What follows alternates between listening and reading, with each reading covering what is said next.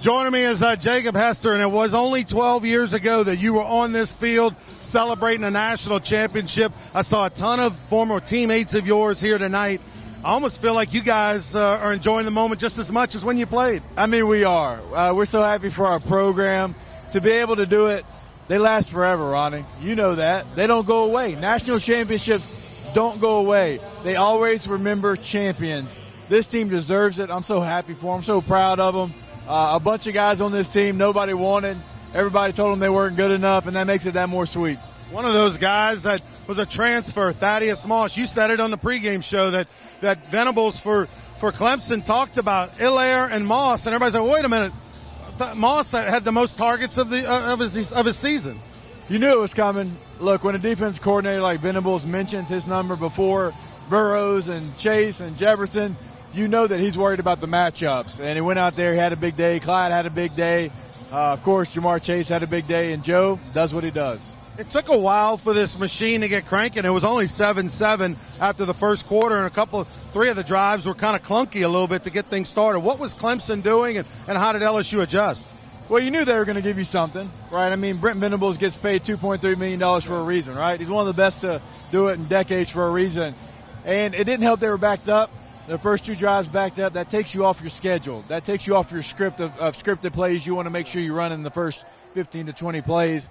And they did what they did all year, though. They adjusted. It's the best adjusting team I've ever seen in my life at this level. And they get on the headset, they figure it out, and they find a way. And that's what they did in that second quarter.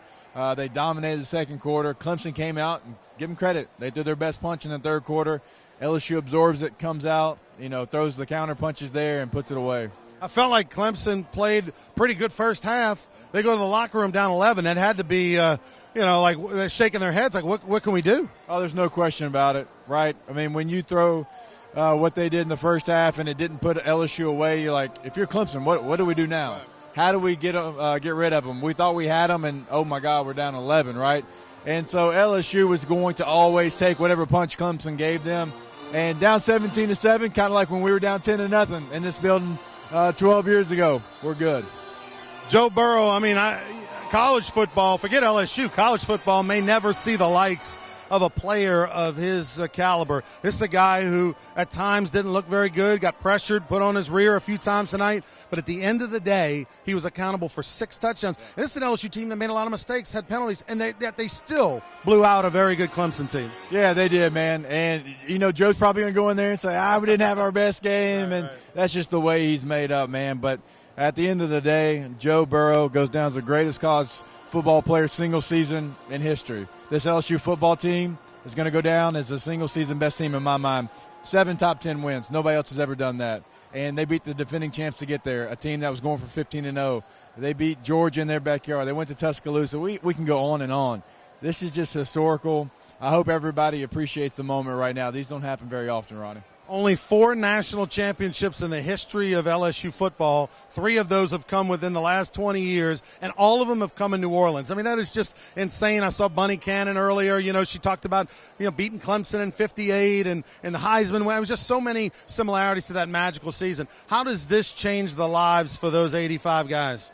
It changes it forever. It truly does. A lot of us guys, we get opportunities because we're on championship teams. I'm able, to get on the radio in Baton Rouge and love what I do, and, national championships and all that kind of play into that, right, and roll it into your second career. It's opportunity. But more importantly, you did something with your brothers.